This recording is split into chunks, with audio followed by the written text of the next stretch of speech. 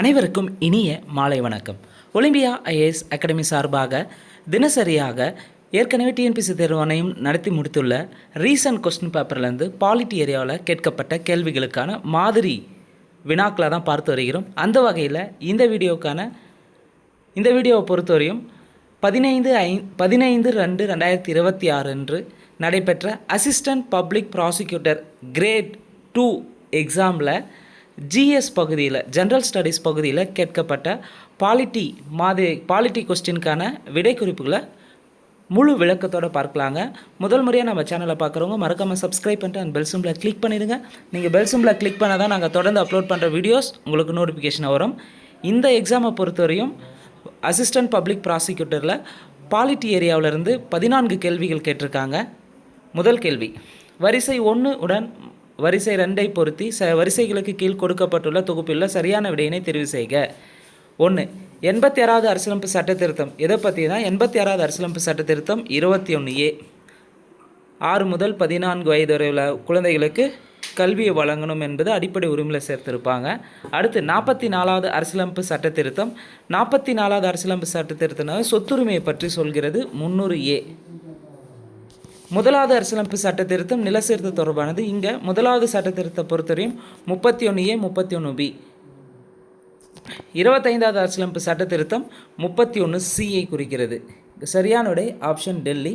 So இது முழு விளக்கத்தை பார்க்கலாம். நமக்கு இந்த சட்ட திருத்தத்தை பொறுத்தவரையும் அமெண்ட்மெண்ட்டு ஃபஸ்ட்டு சட்ட திருத்தத்துலேருந்து 100 சட்ட திருத்தங்கள் வரையும் வந்து பார்த்திங்கன்னா 12th பொலிட்டிக்கல் சயின்ஸில் பேக்கில் லாஸ்ட்டாக கொடுத்துருப்பாங்க. தெளிவாக பார்த்துக்காங்க. ஸோ முழுக்க வந்து பார்த்திங்கன்னா 12th பொலிட்டிக்கல் சயின்ஸில் பேக் சைடில் இருக்குதுங்க. அமெண்ட்மெண்ட்லேருந்து நம்ம லாஸ்ட் 3 வீடியோஸ்லையும் பார்த்துருப்போங்க. அமெண்ட்மெண்ட்லேருந்து கட்டாயம் ஒரு கொஸ்டின்ஸ் வந்து டிஎன்பிசியில் கேட்குறாங்க. தெளிவாக படித்து ரிவிஷன் பண்ணிக்காங்க. ஸோ இதில் 86வது சட்டத்திருத்தம் 2002 ஸோ ஆரம்ப கல்வியை ஒரு அடிப்படை உரிமையாக்கியிருக்கும். இதில் புதிதாக வந்து 86வது சட்டத்திருத்தம் 2002 மூலமாக 21A ஆர்டிக்கிள் வந்து ஆட் பண்ணியிருப்பாங்க அடிப்படை உரிமைகளில். இது என்ன பண்ணுதுன்னா எல்லா மாநிலமும் 6 முதல் 14 வயது வரையிலான அனைத்து குழந்தைகளுக்கும் இலவச மற்றும் கட்டாய கல்வி அளிப்பதை உறுதிப்படுத்துகிறது.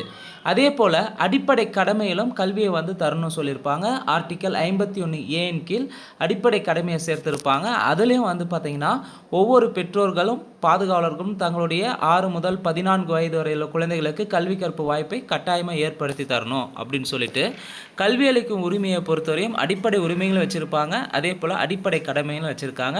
ஸோ 86வது சட்டத்திருத்தம் 2002 வெரி வெரி இம்பார்ட்டன்ட். அதற்கடுத்து 44வது சட்டத்திருத்தம் 44வது சட்டத்திருத்தம்னாவே நமக்கு தெரியும் 1978 சொத்துரிமையை வந்து நீக்கியிருப்பாங்க. சொத்துரிமை ஆரம்ப கட்டத்தில் அடிப்படை உரிமையாக இருந்தது. ஆர்டிக்கல் 31 வச்சுருப்பாங்க. ஆர்டிக்கல் 31 இருந்தது. அதை என்ன பண்ணிட்டாங்க, பகுதி 12 300A வந்து ஆர்டிக்கல் 300A வந்து சட்ட உரிமையாக மட்டும் வச்சுருப்பாங்க 44வது சட்ட திருத்தம் மூலமாக. இது இந்த 44வது சட்ட திருத்தம் சொத்துரிமை மட்டும் சொல்லுதானா கிடையாது. அதே போல் குடியரசுத் தலைவருக்கு மறுசீராய்விற்கு அமைச்சரவையின் ஆலோசனை திருப்பி அனுப்பி வைக்க அதிகாரம் அளிக்கிறது. எனினும் மறுசீராய்வு ஆலோசனை குடியரசுத் தலைவருக்கு கட்டுப்பட்டவராக சொல்லியிருப்பாங்க. 44வது சட்ட திருத்தம் 1978. அதே போல் தேசிய அவசரத்தை பொறுத்தவரை ஆயுத கிளர்ச்சி என்ற சொற்களுக்கு பதிலாக உள்நாட்டு அமைதி குழுவு என்ற சொற்கள் கொண்டு வரப்பட்டன. அப்போ தேசிய அவசரத்தை பொறுத்தவரை ஆயுத கிளர்ச்சி என்ற சொற்களுக்கு பதிலாக உள்நாட்டு அமைதி குலைவு என்ற சொற்களை எந்த சட்ட திருத்தத்தின் வாயிலாக கொண்டு வந்தாங்கன்னா 44வது சட்ட திருத்தம் 1978. எழுத்து வடிவிலான அமைச்சரின் முடிவு அன்றி நெருக்கடி நிலையை குடியரசுத் தலைவர் பிறப்பிக்கக்கூடாது. ஸோ எமர்ஜென்சியை பொறுத்தவரை டைரெக்டாக குடியரசுத் தலைவர் பிறப்பிக்க முடியுமானா முடியாது. எழுத்து வடிவில் அமைச்சரவை குழு தந்த பிறகு தான் வந்து பிறப்பிக்க முடியும் அப்படின்றதையும் குறிப்பிடுகிறது 44வது சட்ட திருத்தம் 1978. அடுத்து முதலாவது சட்ட திருத்தம் 1951. முதலாவது சட்ட திருத்தத்தை பொறுத்தவரையும் நில சீர்திருத்தத்தை பாதுகாப்பதற்காக 9வது அட்டவணையில் சேர்த்திருப்பாங்க. குறிப்பாக முதலாவது சட்ட திருத்தத்தில் பேச்சு மற்றும் வெளிப்பாடு சுதந்திரம், பொது ஒழுங்கு, வெளிநாட்டு அரசுகளுடன் நட்புறவுகள் மற்றும் ஒரு குற்றத்திற்கான தூண்டுதல் ஆகியவற்றின் மீது 3 தடைகள் விதிக்கப்பட்டன. சமூக மற்றும் பொருளாதார ரீதியில் பின்தங்கிய வகுப்புகளின் முன்னேற்றத்திற்கான சிறப்பு ஏற்பாடுகள் செய்ய மாநிலத்திற்கு அதிகாரம் வழங்குவதாகும். இந்த முதலாவது சட்ட திருத்தத்தின் மூலமாக தான் தமிழ்நாட்டில் இருக்கக்கூடிய இடஒதுக்கீடு முறை 69% இடஒதுக்கீடு முறை 9வது அட்டவணையில் வச்சுருப்பாங்க. அதனால தான் இன்று வரை நாம் வந்து பார்த்திங்கன்னா இந்த 69% இடஒதுக்கீடை பயன்படுத்தப்பட்டு வருகிறோம். அதே போல் இந்தியாவில் வேறு எந்த ஸ்டேட்டில் இல்லாத அளவுக்கு பாதுகாப்பும் வந்து செய்யப்பட்டுள்ளது. 25வது சட்ட திருத்தம் 1971. 25வது சட்ட திருத்தம் 1971 என்ன சொல்லுதுன்னா, டிபிஎஸ்பி, அதாவது directive principle of state policy, அரசுக்கு வழிகாட்டு நெறிமுறைகளில் ஒன்றாகிய உறுப்பு 39B அல்லது 39Cயை செயல்படுத்த கொண்டு வரப்படும் சட்ட உறுப்புகள் 14, 19, 31 ஆகியவைகளுக்கு முரணாக இருந்தாலும் செல்லும் என்பதை குறிப்பிடுகிறது. இது அப்படியே அந்த சட்ட திருத்தம் எல்லாமே அப்படியே டைரெக்டாக எடுத்து கேட்டுட்ருக்காங்க. சட்ட திருத்தத்தில் 2 வகையாக கேட்குறாங்க. ஒன்று, சட்ட திருத்தம் என்ன செய்தது, எதனோடு தொடர்புடையதுன்னு கேட்குறாங்க. இன்னொன்று, இப்போ ரீசெண்டாக பார்த்ததில் இந்த கொஸ்டினை பொறுத்தவரையும் சட்ட திருத்தத்தினுடைய ஆர்டிக்கலை கேட்டு வச்சுருக்காங்க. ஸோ தெளிவாக பார்த்துக்கோங்க. ஸோ ஏரியா ஒரே ஏரியா தான். டெப்த்தாக கேட்குறதும் டைரெக்டாக கேட்குறதும் அதனுடைய கொஸ்டின் பேட்டர்னை பொறுத்து மாறுபடுகிறது, எக்ஸாம்ஸை பொறுத்து மாறுபடுகிறது. கேள்வி 2, பண மசோதாவுடன் தொடர்பற்ற பிரிவினை கண்டறிக. லாஸ்ட் வீடியோவில் நம்ம பண மசோதா பற்றி ஒரு கொஸ்டின் இடம்பெற்றிருந்தது. குரூப் 2A மெயின்ஸில் பார்த்துருப்பாங்க. இங்கேயும் பண மசோதா பற்றி கேட்டிருக்காங்க பப்ளிக் ப்ராசிக்யூட்டரில். ஸோ இதில் எது வந்து தொடர்பற்ற பிரிவுன்னு கேட்டிருக்காங்க. அதாவது பண மசோதா பற்றிய கூற்றுகளை தவறானது எதுன்னு கேட்டிருக்காங்க. ஏதாவது ஒரு வரி விதிப்பை ஏற்படுத்துதல், நீக்குதல் அல்லது வரன்முறை செய்தல் பண மசோதாவோடு தொடர்புடையது. அரசு கடன் பெறுதல் நடவடிக்கைகளை வரன்முறைப்படுத்துதல் சரி. அரசின் தொகுதி நிதி, எதிர்பாரா செலவின நிதி ஆகியவற்றின் பாதுகாப்பை குறிப்பிடுகிறது சரி. முதல் 3 கூற்று பண மசோதாவோடு தொடர்புடையது. 4வது கூற்று வந்து பண மசோதாவோடு தொடர்புடையது அல்ல. அபராதம் விதித்தல் அல்லது நிதித்துறை தண்ட தீர்வை அல்லது உள்ளாட்சி அமைப்புகள் வழங்கிய சேவைகளுக்கு செலுத்தத்தக்க கட்டணம், இது வந்து பார்த்திங்கன்னா பண மசோதாவோடு தொடர்புடையது கிடையாது. அப்போ தொடர்பற்ற பிரிவு எதுனா 4 மட்டும் தொடர்பற்றது. சரியான ஆப்ஷன் சி. கேள்வி 3, கீழ்கண்டவற்றை பொறுத்துக. சட்டக்கூறுகள், பொருள். ஸோ லாஸ்ட் வீடியோவிலையும் நம்ம ஆளுநரை பற்றி கேள்விகள் இடம்பெற்றிருந்தது. இந்த வீடியோவிலும் இந்த கொஸ்டின் பேப்பர்லையும் ஆளுநரை பற்றி கேட்டிருக்காங்க. சட்டப்பிரிவு 155 ஆர்டிகல் 155 என்ன சொல்லுதுன்னா, ஆளுநருடைய நியமனத்தை பற்றி குறிப்பிடுகிறது. ஆர்டிகல் 176 என்ன சொல்லுது, ஆளுநரின் சிறப்பு உரையை பற்றி குறிப்பிடுகிறது. ஆர்டிகல் 156 ஆளுநரின் பதவி காலத்தை பற்றி குறிப்பிடுகிறது. ஆர்டிகல் 233 மாவட்ட நீதிபதிகள் நியமனத்தை பற்றி குறிப்பிடுகிறது. ஆர்டிகல் 155 ஆளுநர் நியமனம். ஆர்டிகல் 176 ஆளுநரின் சிறப்பு உரை. ஆர்டிகல் 156 ஆளுநரின் பதவி காலத்தையும். ஆர்டிகல் 233 மாவட்ட நீதிபதிகளை ஆளுநர் நியமனத்தை பற்றி குறிப்பிடுகிறது. இங்கே சரியான ஆப்ஷன் ஏ. கேள்வி 4, பின்வரும் தேர்தல் சீர்திருத்த குழுக்களை காலவரிசைப்படி ஒழுங்குபடுத்துக. ஸோ காலவரிசைப்படி ஒழுங்குபடுத்த சொல்லியிருக்காங்க. தேர்தல் சீர்திருத்த குழு தன்கா குழு, ஓரா குழு, JS வர்மா குழு, தினேஷ் கோஸ்வாமி குழு, தார்குண்டே குழு. இதுக்கு சரியான ஆப்ஷன் பாம்பே. இங்கே தன்கான்றது டங்கா குழுவாக தான் அவங்க வந்து டிரான்ஸ்லேட் பண்ணி தன்கா குழுன்னு தந்திருக்காங்க. ஞாபகம் வச்சுக்காங்க. டங்கா குழு வந்து 2010 அமைக்கப்பட்டது. ஓரா குழு 1993 அமைச்சிருப்பாங்க. JS வர்மா குழு 2012. தினேஷ் கோஸ்வாமி குழு 1990 அமைக்கப்பட்டது. தார்குண்டே குழு 1974. தன்கா குழு 2010 அமைச்சாங்க. ஓரா குழு 1993. JS வர்மா குழு 2012. தினேஷ் கோஸ்வாமி குழு 1990. தார்குண்டே குழு 1974. அப்போ தேர்தல் சீர்திருத்த குழுக்களை காலவரிசைப்படுத்த சொல்லியிருக்காங்க. சரியானது ஆப்ஷன் பாம்பே. 5, 4, 2, 1, 3.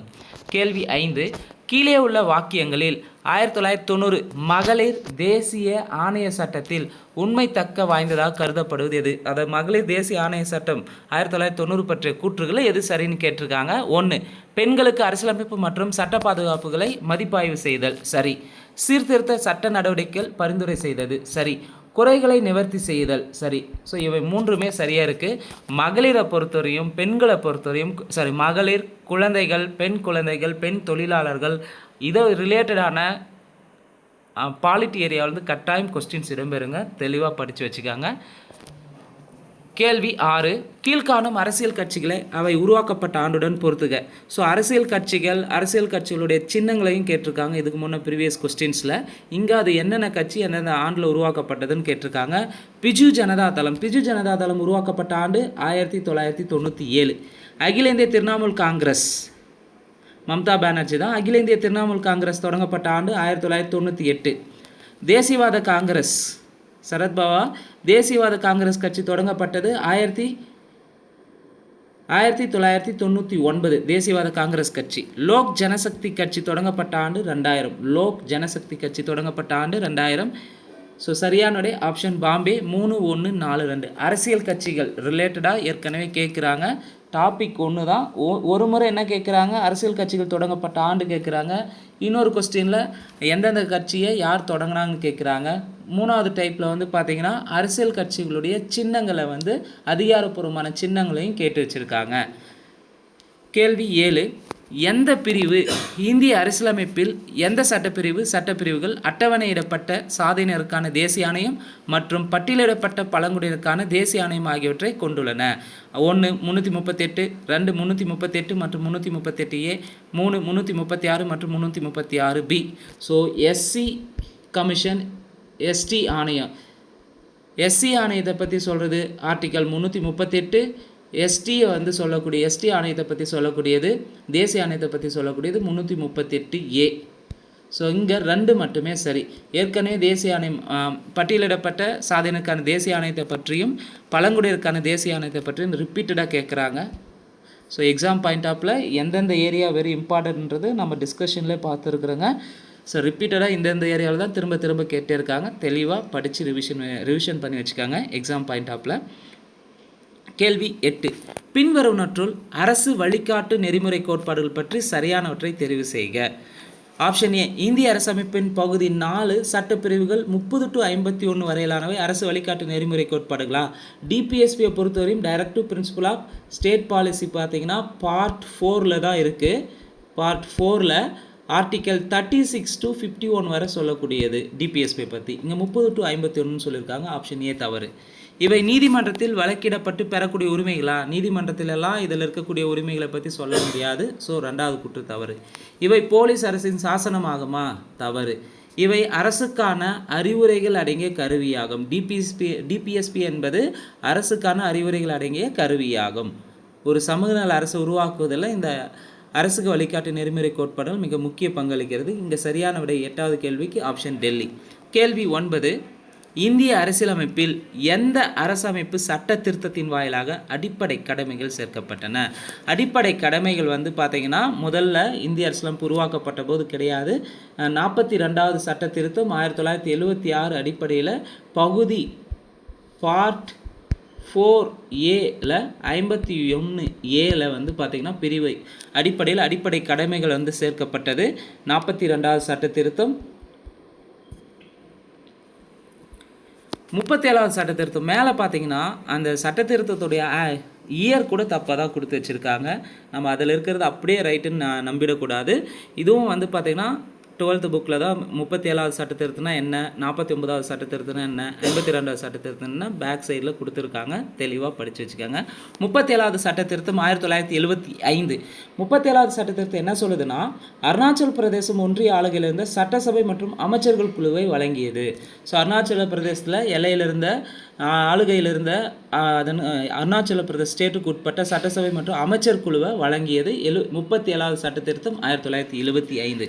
49வது சட்ட திருத்தம் 1984. 49வது சட்ட திருத்தம் 1984 என்ன சொல்லுதுன்னா, திரிபுரா ஸ்டேட்டில் இருக்க தன்னாட்சி மாவட்ட சபைக்கு ஒரு அரசமைப்பை வந்து அதிகாரத்தை வழங்கியிருக்கு. 49வது சட்ட திருத்தம் 1984. அடுத்து 52வது சட்ட திருத்தம் 1985. ரொம்ப ரொம்ப முக்கியமானது, ரிப்பீட்டடாக கேட்குறாங்க. 52வது சட்ட திருத்தம்னாவே கட்சி தாவல் தடை சட்டம்னு சொல்லலாம். குறிப்பாக வந்து நாடாளுமன்ற உறுப்பினர்கள் மற்றும் மாநில சட்டமன்ற உறுப்பினர்கள் கட்சி தாவல் காரணமாக தன்னுடைய பதவியை இழப்பாங்க அப்படின்னு சொல்லியிருக்கோம். இது தொடர்பான புதிய விவரங்களை 10வது அட்டவணையில் சேர்த்திருப்பாங்க. கட்சி தாவல். கேள்வி 10. கூற்று காரணம். கூற்று சட்டப்பிரிவு 355 ஒன்றிய அரசு ஒவ்வொரு மாநிலத்தையும் வெளிநாட்டு அச்சுறுத்தல் மற்றும் உள்நாட்டு தொந்தரவுகளிடமிருந்து பாதுகாப்பதை உறுதி செய்கிறது. இங்கே கூற்று சரி. காரணம், ஒவ்வொரு மாநிலத்தின் அரசாங்கமும் அரசியலமைப்பின்படி மேற்கொள்ளப்படுவது உறுதி செய்ய அதிகாரம் அளிக்கிறது. ஸோ ஆர்டிகல் 355 என்ன சொல்லுதுன்னா, சென்ட்ரல் கவர்மெண்ட்டு ஒவ்வொரு ஸ்டேட்டையும் வெளிநாட்டு அச்சுறுத்தல் மற்றும் உள்நாட்டு தொந்தரவு வந்து பாதுகாப்பதை உறுதி செய்கிறது. காரணம் ஒவ்வொரு மாநிலத்தின் அரசாங்கமும் அரசியலமைப்பின்படி மேற்கொள்ளப்படுவதை உறுதி செய்ய அதிகாரம் அளிக்கிறது. ஸோ இங்கே கூற்றும் சரி காரணமும் சரி, ஆனால் காரணம் வந்து கூற்றுக்கான சரியான விளக்கம் கிடையாது. ஆர்டிகல் 355 என்ன சொல்லுதுன்னா, வெளிநாட்டு ஆக்கிரமிப்பு மற்றும் உள்நாட்டு கலவரங்களிலிருந்து மாநிலங்களை பாதுகாப்பது ஒன்றிய அரசின் கடமை என்பதை வலியுறுத்துகிறது.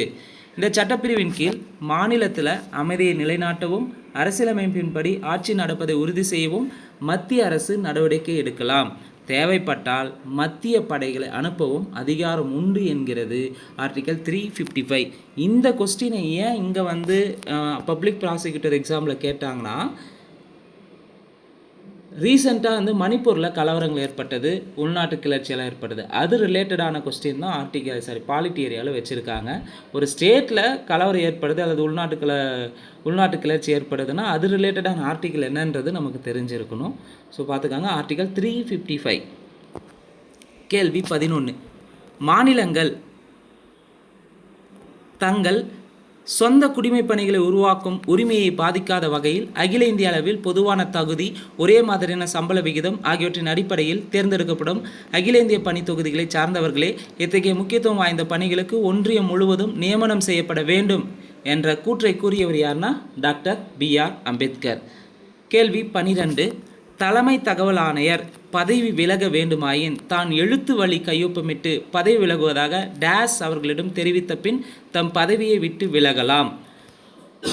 இந்திய குடியரசுத் தலைவர்கிட்ட தான் தன்னுடைய பதவியை ராஜினாமா செய்வதற்கான கடிதத்தை தரணும். இதுக்கு முன்ன வீடியோவில் நாம் பார்த்தீங்கன்னா ஒரு அமைச்சர் வந்து ஸ்டேட் லெவலில் பதவி விலக கடிதத்தை யார்கிட்ட தரணும்னு கேட்டிருந்தாங்க.